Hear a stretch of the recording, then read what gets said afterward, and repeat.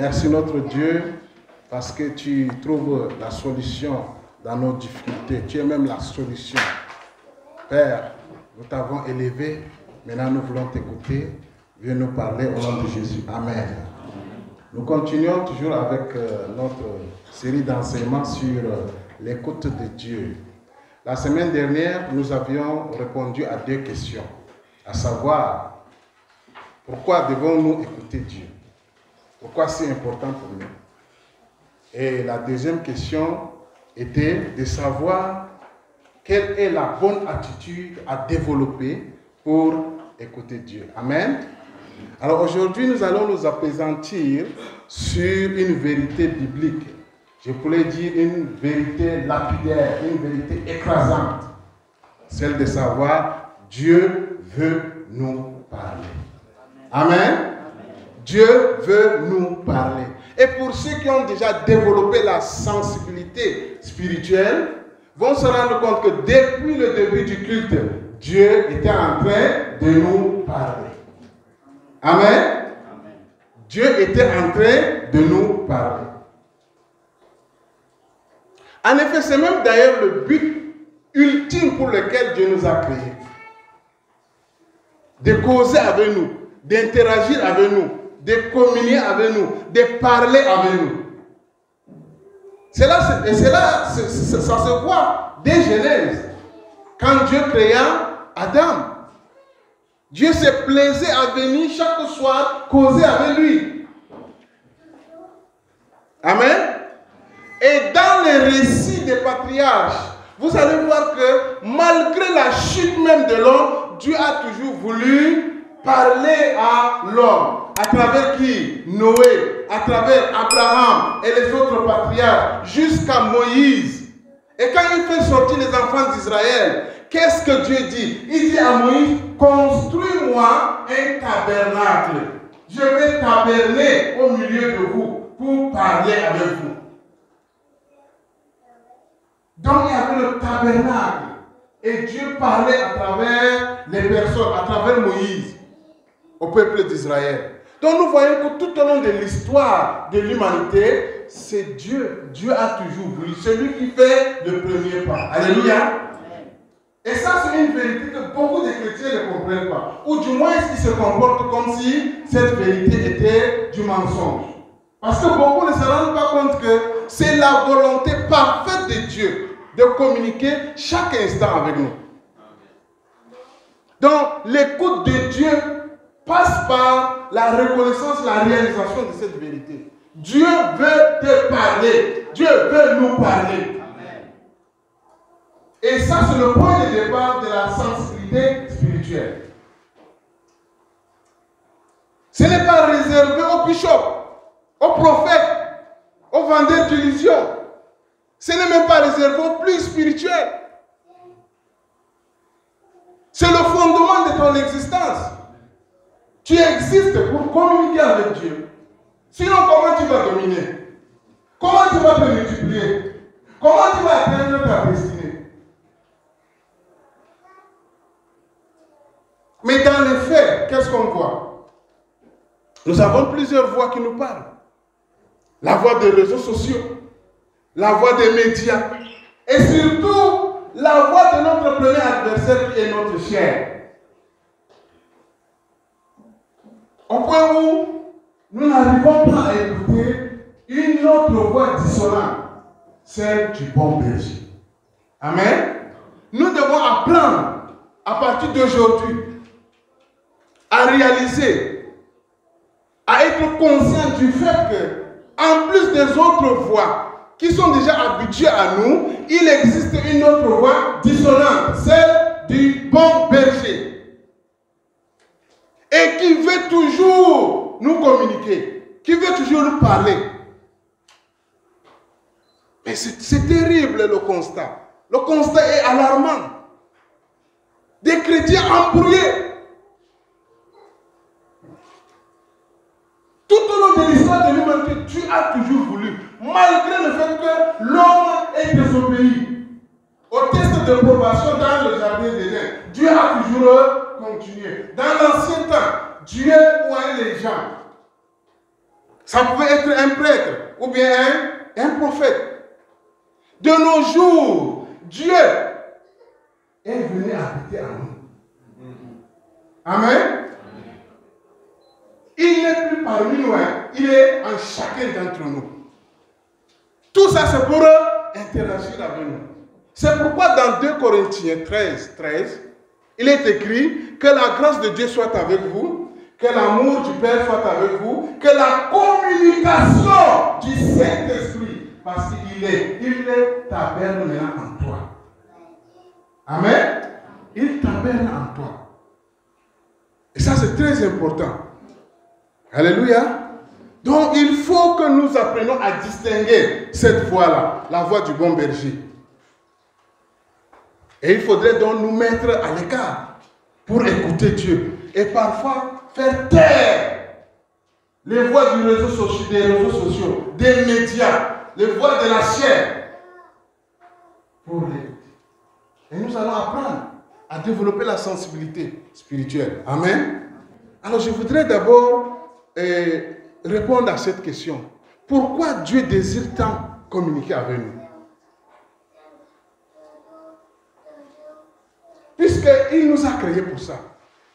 Pourquoi il désire tant communiquer avec nous? Alors, l'objectif de Dieu en communiquant avec nous est de nous rendre conformes à l'image de son Fils et d'être capable d'exprimer son amour au monde. Voilà l'objectif de Dieu. Donc, Dieu ne nous a pas créés au hasard. C'est ça le but de notre existence. Vous ne pouvez pas exprimer, manifester votre émergence, vos propositions prophétiques sans écouter Dieu. Donc l'écoute de Dieu nous aiguise, nous transforme à l'image de Christ. Et nous permet d'être une bénédiction pour notre génération. C'est pourquoi les messages de Dieu pour nous sont toujours importants et opportuns. Retenez ça très bien. Les messages de Dieu pour nous sont importants et opportuns. Et ils méritent notre attention. Pourquoi? Parce qu'il y a plusieurs voix qui se disputent notre attention. La voix de la chair, la voix des médias. Nous devons apprendre, au-delà de toutes ces voix, à distinguer. Et Dieu n'a pas cessé. Nous allons le voir. Malgré toutes ces voix qui se disputent notre attention, il n'a pas cessé de nous parler. Alléluia. Pour celui qui développe la sensibilité spirituelle, verra que même les réseaux sociaux qui lui prennent tant du temps, Dieu pourra aussi traverser, ou bien à travers ces réseaux sociaux, Dieu va lui parler. Amen. Voilà.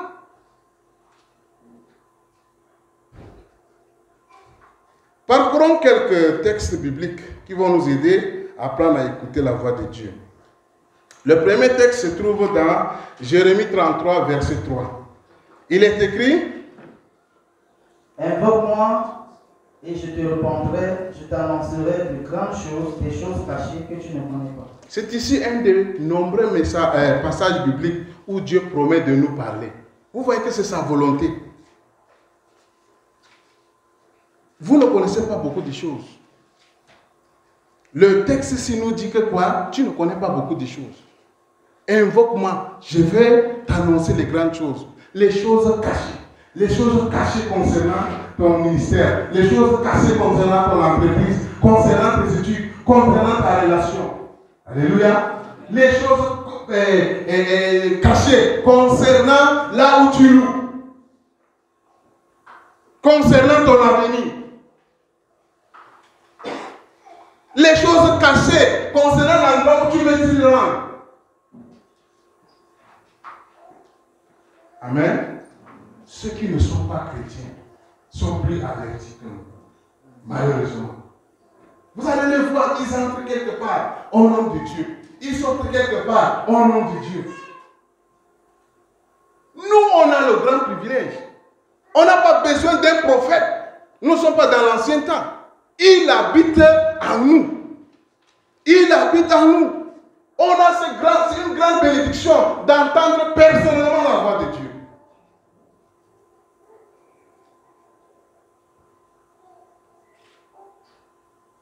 pas besoin d'un pasteur favori, d'un bishop.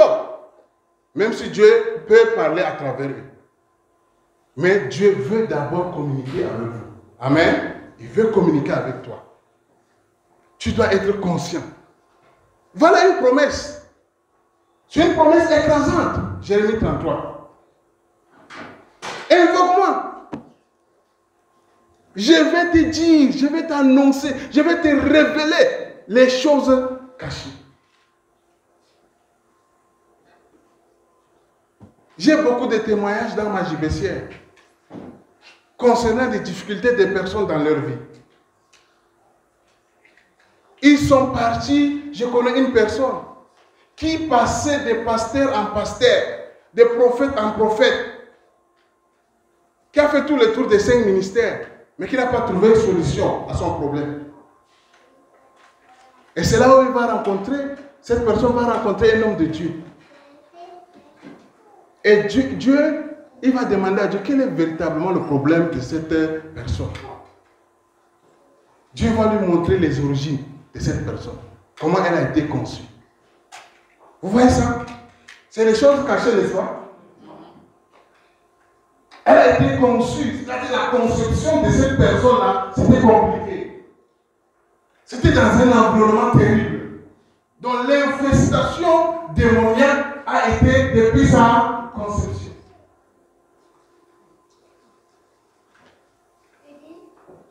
Alléluia.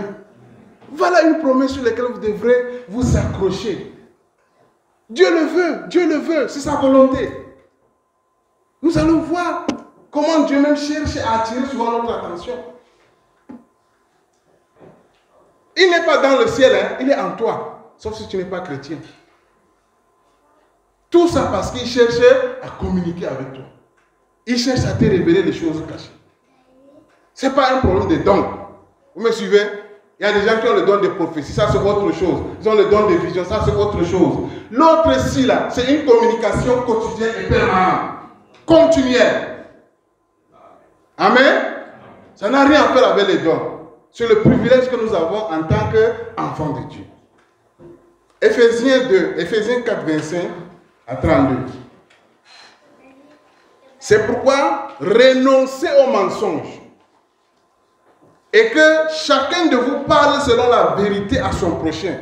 Car nous sommes membres les uns les autres. Alors, je voudrais attirer notre attention sur quelque chose avant de continuer la lecture de ce texte-là. Dieu veut nous parler. Et là, chaque jour, il met toutes ses batteries pour communiquer avec nous. Mais seulement, nous devrons faire attention pour écouter, distinguer la voix de Dieu.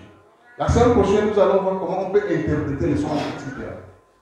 Mais pour aujourd'hui, nous voulons rester, développer cette vérité que Dieu veut nous parler. Et comme Dieu veut nous parler, voilà un secret. Nous devons être conscients de sa présence en nous. Amen. Si vous n'êtes pas conscient, ou bien si vous l'êtes, gloire à Dieu. Ou si vous ne l'êtes pas, vous devrez restaurer la présence de Dieu en vous. Vous allez vous rendre compte que Dieu est attristé. Le Saint-Esprit est attristé.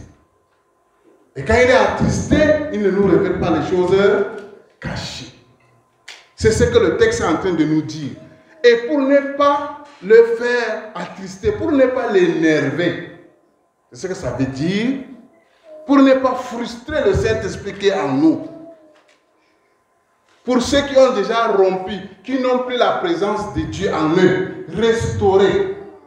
Ceux qui vivent dans le péché, Dieu est là, mais il est attristé. Il faut donc la restauration de sa présence. Un peu comme au temps ancien, où la présence de Dieu, qu'on appelait Shekinah, n'était plus. Mais dans le temple, c'était juste le rituel qui est resté. Beaucoup de chrétiens qui vivent dans le péché, le Saint-Esprit est en eux, attristé. Ils sont charnels. Et étant charnels, ils ne peuvent pas entendre les choses de l'esprit, parce que c'est une folie pour eux. Il faut restaurer la présence de Dieu dans ta vie. Si tu l'as brisé par le péché.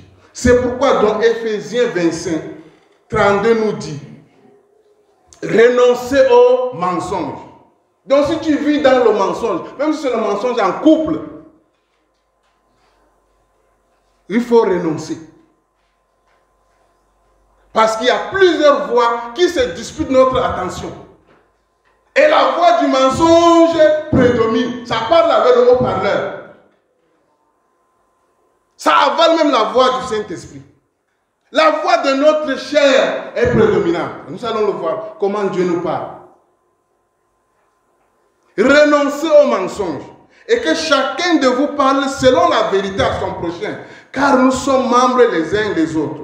Verset 26. Si vous vous mettez en colère, ne péchez point, que le soleil ne se couche pas sur votre colère. Les gens qui sont gonflés, vous vous gonflez contre votre voisin, contre votre conjoint, contre votre camarade pendant des jours et des jours. Comment Dieu pourra-t-il vous parler? Tu mets quelqu'un dans ton cœur, comment Dieu va-t-il te parler? Même s'il parle, ta colère étouffe cela. Le chrétien n'est pas fait pour garder les gens. La Bible nous dit qu'il ne faut même pas que le soleil se couche sur ta colère. Pourquoi vous voulez le mal gastrique, le mal des nerfs? Pourquoi? Libérez-vous. C'est lui qui est en colère là. Ce n'est pas à l'autre qui fait mal. Hein?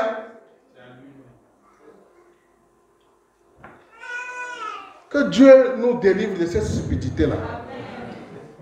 Quand tu vas comprendre que si tu te détruis, donc le germe de ta destruction se trouve en toi, qui est la colère, tu ne vas plus jamais. Tu pourras te mettre en colère, mais ça va, tu vas rendre ça éphémère. Amen. Verset 28. Que celui qui dérobait, ne dérobe plus. Ne continue plus à voler. Même l'argent des gens. Alléluia. Oh, mais c'est ce que nous étions avant. Mais on continue toujours à voler étant chrétien. Ça, c'est quoi ça? Même pour l'État, il ne faut pas voler.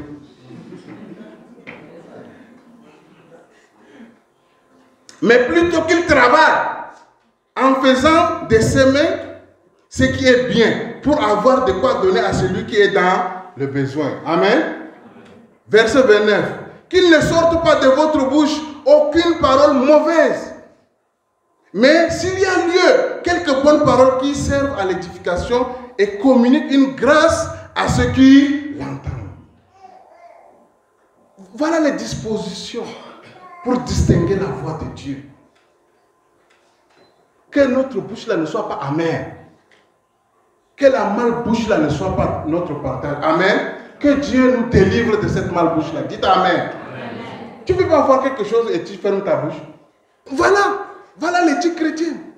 Voilà les choses qui nous disent. Voilà. Tu ne peux pas voir quelqu'un qui a le mal fait. Et au lieu de voir dans ce qu'il a mal fait le bien, tu ne peux pas fermer ta bouche.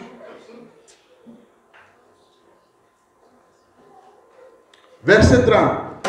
N'attristez pas le Saint-Esprit de Dieu. Donc toutes ces choses-là qui ont été énumérées là, attristent le Saint-Esprit. Par lequel vous avez été scellés pour le jour de la rédemption.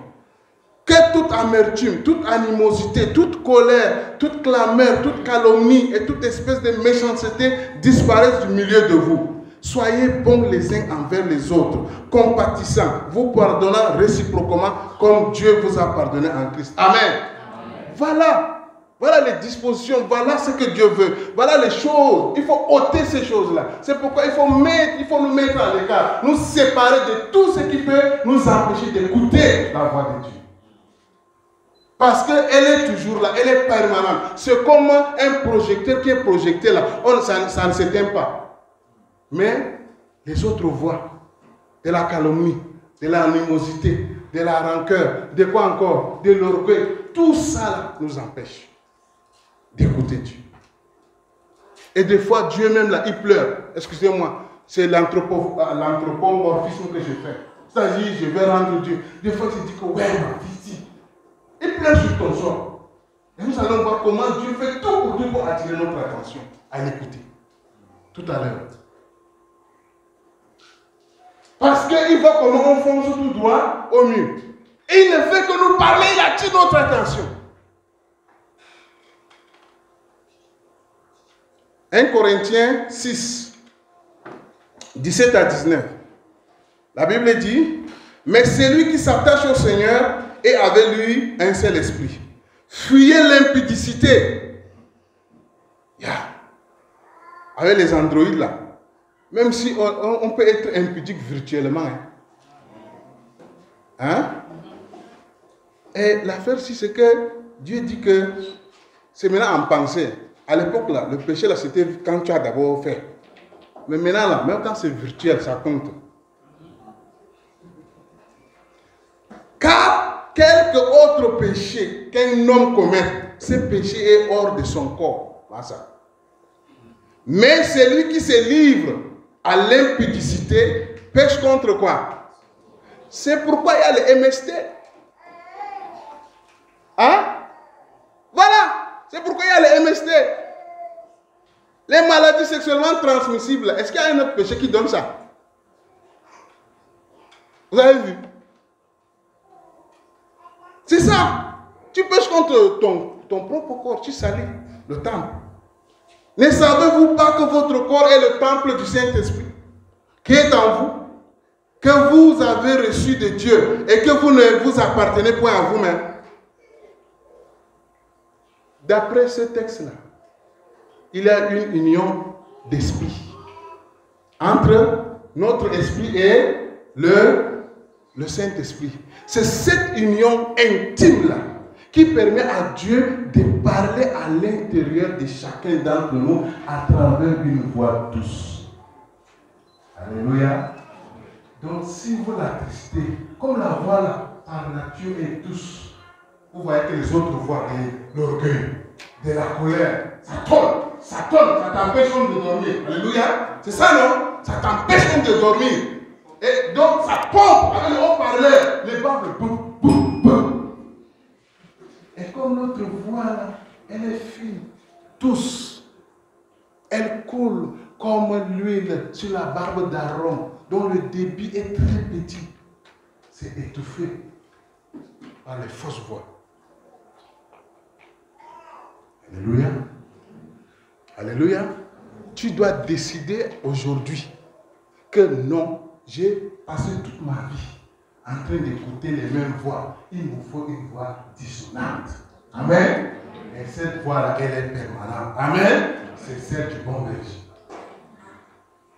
Alléluia. Donc refuse tout ce qu'on a cité là.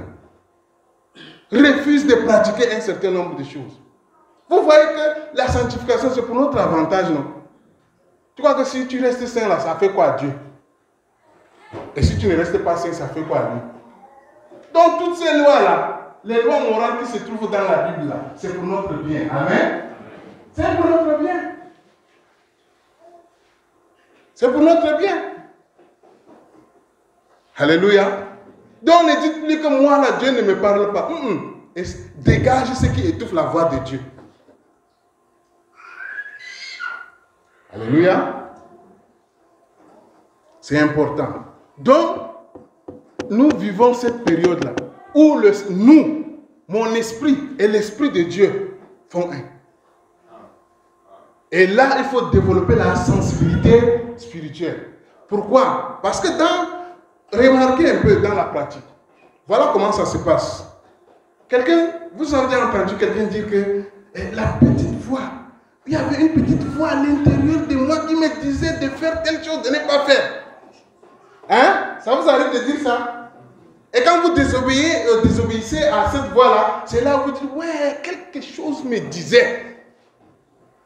Les psychologues vont vous dire que c'est la conscience qui est un censeur, n'est-ce pas? Maintenant, on est en train de vous dire, laissez les psychologues, laissez Freud tranquille.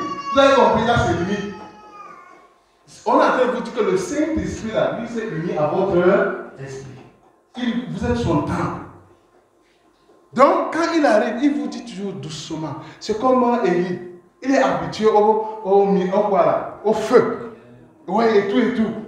Le gars, quand Dieu veut le voir, il y a tremblement, Dieu n'est pas dedans. Il y a le vent, Dieu n'est pas dedans. Il y a le feu, Dieu n'est pas dedans. Dieu est venu comment? Un vent frais douce. Alléluia. C'est ça la voix de Dieu. Amen. Alors il faut être fin dans l'écoute. Il ne faut pas avoir les gens dans ton cœur. Ton cœur n'est pas un magasin. Il faut les évacuer au moment où je te parle. Amen. Et pendant que je parle, Dieu veut te communiquer. Et tu notes tout ce qu'il te dit. Hein. Ne suis pas la prédication, suis ce que Dieu dit. Amen. Note. Si tu parles maintenant, note. Amen. Voilà pourquoi Dieu, c'est le seul moyen, le moyen par excellence. Il est venu, il habite, comme autant des enfants d'Israël au milieu de nous, mais cette fois-ci dans notre esprit. Et il n'y a pas un Moïse. Il communique directement avec notre esprit. C'est pourquoi je vous disais tout à l'heure que vous pouvez utiliser même les réseaux sociaux. Peuvent être en votre faveur. Amen. Parce qu'à travers ça, Dieu peut toujours vous parler. Il y a des questions auxquelles je voudrais que nous répondions. Encore. Première question, pourquoi Dieu nous parle-t-il ainsi? C'est-à-dire douce, avec une voix douce. Pour la simple raison qu'il vit en nous. Et comme il vit en nous, il nous aime. Et il aime nous parler dans l'intimité. Alléluia. Voilà, Dieu c'est un gentleman. Dieu ne brutalise pas. Les voix qui tournent là, c'est pas de Dieu. Dieu lui parle dans l'intimité. Alléluia. C'est ça. Il a choisi cette voie-là pour nous parler ainsi, dans l'intimité. Et c'est pourquoi nous avons tendance à confondre sa voix à la nôtre. Voilà. Et nous pouvons perdre le contact avec Dieu en faisant ce que nous voulons faire. Et je voulais apporter 2 remarques avant de finir avec l'application. Dieu a mis son esprit en nous afin de parler directement à notre cœur. Il faut noter ça. Donc, vous qui aimez courir derrière les prophètes là, ils ont leur rôle. Ils peuvent vous dire certaines choses. Amen. Mais notez que Dieu a mis son esprit. Si son esprit habite en toi, c'est pour parler directement à ton cœur. Deuxièmement, il faut noter que Dieu demeure souverain. C'est-à-dire que ce n'est pas nous qui contrôlons ce qu'il va nous dire. Notre rôle, c'est lorsque nous sommes devant lui, demandons ce dont nous avons besoin. Amen. C'est-à-dire recevoir la parole concernant le sujet exposé devant son trône.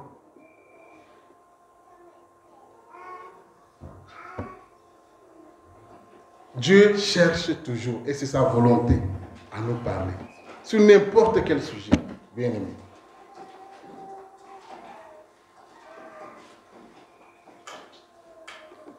Comment développer la sensibilité spirituelle?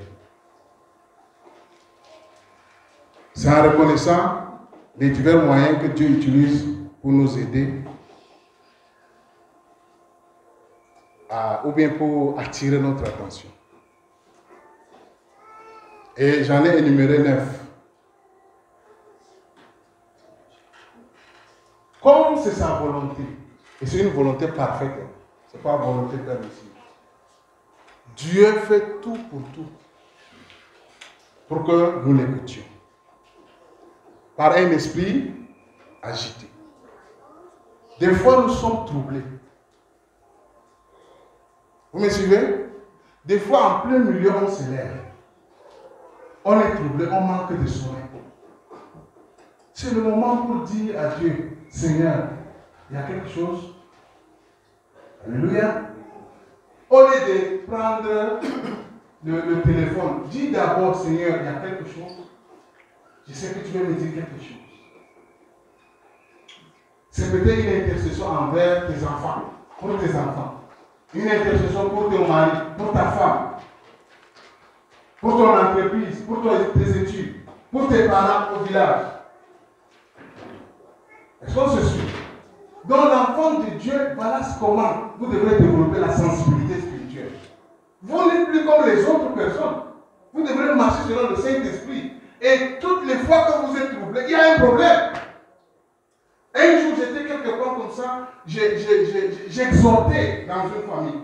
Et subitement, je vois comment je commence à pleurer seul. Automatiquement, les larmes coulent sur mes yeux. J'ai commencé à intercéder. Et c'est là qu'on m'appelle. On me dit que le mari de ma petite soeur a fait l'accident. Il est dans le coma. Vous voyez ça? Est-ce qu'on se suit? Ça, c'est le premier point. Je n'ai pas programmé de pleurer. Je suis en train d'exhorter les gens et je commence à pleurer. Ce n'est pas le sujet là qui me fait pleurer. Voilà comment on développe la sensibilité. Vous arrivez là comme ça, vous êtes peut-être un membre, vous êtes dans votre bureau. Et subitement, vous voyez que l'atmosphère est très lourde. Seigneur, qu'est-ce qu'il y a? Et tu vas vous dire. Vous êtes un médecin et vous voyez une personne apparaître. Vous-même, vous commencez à trembler. Ou bien vous êtes un commerçant. Vous voyez un client devant vous. Vous commencez à trembler. Vous avez peur. Mais votre esprit agité est troublé. Ça veut dire que la personne s'est apprêtée pour vous affronter. Et il a communiqué l'onction de la peur à vous. Là, vous êtes déjà agité. Vous devrez dire, Seigneur, il y a quel problème à ce niveau. Qu'est-ce que tu viens de dire? Amen. Je vous ai promis de vous apprendre le surnaturel. Voilà comment ça se passe. Tu es en train de conduire. Tu vois comment ton esprit est agité. Tu es triste. Arrête-toi. Change de direction. Seigneur, qu'est-ce qui ne va pas? Il change de direction. Les gens de l'église, je veux dire les gens de la Bible ont fait ça. Certains avaient le fardeau, Dieu mettait le fardeau en eux, ils étaient attristés. Esther a eu, quand Esther a entendu la nouvelle, elle était troublée. Est-ce qu'elle est restée seule? Est-ce qu'elle est restée reine? Elle a senti qu'ici la solution passe par qui? Par elle. Vous êtes là, ouais, je comprends pourquoi j'étais troublé quand il me parlait. Vous voyez, insensible. C'est après que tu entends. Maintenant que tu sais à partir d'aujourd'hui que Dieu veut toujours communiquer avec toi, tu dois faire attention. Alléluia. Avec Dieu, il n'y a pas les sentiments. Comme il habite en nous, il peut agir sur nos émotions. Alléluia. Deuxième, et ça peut être une parole. Ça peut être une parole. La parole peut être les Saintes Écritures. La parole peut être celle de ton voisin qui n'est pas chrétien. Je vous ai dit ici que toute vérité est la vérité. La parole peut être une vidéo que tu vois sur les réseaux sociaux. La parole peut être pendant que tu es en train de voir la télévision. Est-ce qu'on se suit? La parole peut être pendant que tu es au téléphone. Tu as. Voilà. Alléluia. Voilà comment Dieu attire notre attention. Ça peut être une bénédiction inhabituelle. Liée à ton foyer, liée à votre travail, liée à la croissance spirituelle, liée aux finances ou à la santé. C'est une façon d'attirer ton attention. Donc, tu peux expérimenter brutalement une accélération divine dans un domaine précis. Ne te réjouis pas. Ça veut dire que n'entre pas dans la réjouissance mondaine. Arrête-toi. Comment cette bénédiction est venue plus tard comme ça? Si c'est une bénédiction financière, ça veut dire qu'il faut épargner. Vous me suivez? Il faut investir, il faut épargner. Peut-être qu'il y a 7 années de sécheresse qui t'attendent. Ça peut être la santé, subitement tu as la santé.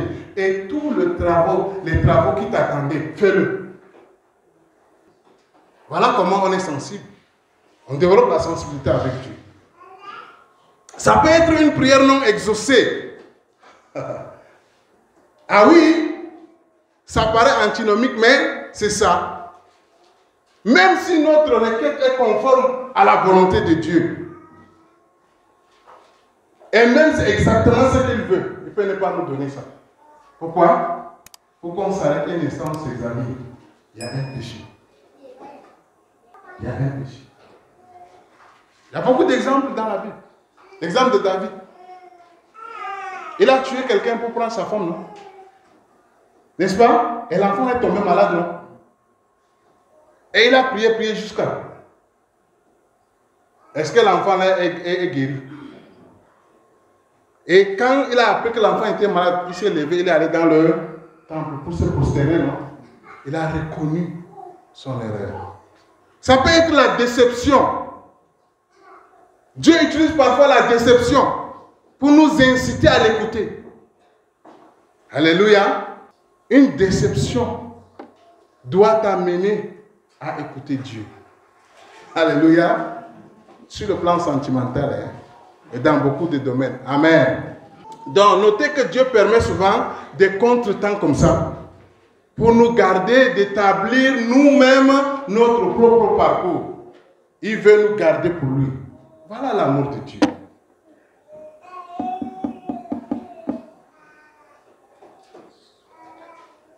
Des fois, ce sont des circonstances extraordinaires. Comme c'est le cas avec Moïse. Pour que Dieu lui parle, il a fallu faire voir à Moïse une constante que lui n'a jamais connue. C'est-à-dire qu'un buisson qui brûle mais qui n'est pas consumé. Et ça a attiré quoi? Son regard. Donc parfois, Dieu se sert des circonstances étranges et inhabituelles pour que nous nous arrêtions un instant et que nous l'écoutions.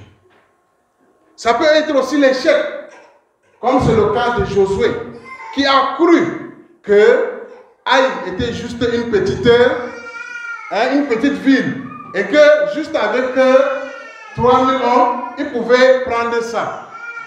Mais ils ont mordu la poussière. Pourquoi? Parce qu'il y avait un interdit dans le camp. Alors je voudrais attirer notre attention sur un fait. Il y a une grande différence entre échouer et être un échec. Nous pouvons expérimenter un terrible échec. Mais ce terrible échec peut être le tremplin vers le succès. En tant qu'enfant de Dieu. Ça n'a rien à faire avec le fait que tu sois un échec. Amen. Donc, face à des échecs, si nous sommes sages, demandons, Seigneur, qu'est-ce que tu es en train de me dire? Alléluia. Ça peut être les difficultés financières. Il y a une histoire dans la Bible qui a attiré mon attention. Dans Juge 17. C'est l'histoire de Mika et de sa maman. La maman de Mika avait perdu son argent. Or, c'est Mika, son fils, qui avait pris cet argent.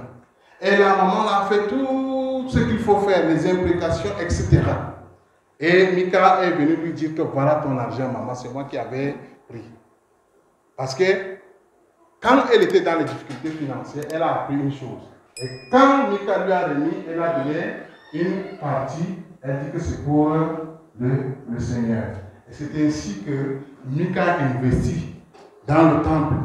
Et un jour, Dieu va envoyer un lévite qui sera prêtre là-bas chez lui à la maison. Est-ce qu'on se suit? Donc même les difficultés financières, c'est pour écouter Dieu. Alléluia. Amen. Ça peut aussi être la tragédie. Ça peut aussi être la maladie. Ça peut aussi être l'affliction. Quand vous lisez l'histoire d'Ézéchias, qui a reçu 15 ans de bonus, il fallait qu'il tombe d'abord malade pour écouter Dieu. Vous connaissez l'histoire de Saoul. Il fallait une rencontre brutale sur la route de Damas pour écouter Dieu. Alors bien aimé, j'ai fini par là. Nous devons apprendre à chercher la présence de Dieu dans chaque circonstance de la vie. Amen. Pourquoi? Parce qu'il laisse toujours ses empreintes et son ouvrage tout autour de nous. Et soyons vigilants pour les reconnaître. Donc Dieu parle. Amen. Dieu parle. À tout moment, Dieu parle. En train de tourner le couscous, Dieu parle. En train de conduire, Dieu parle. En train de laver le sol, Dieu parle. Alléluia. Dieu parle. Dieu parle. Développons cette sensibilité. Que le Seigneur nous bénisse. Amen.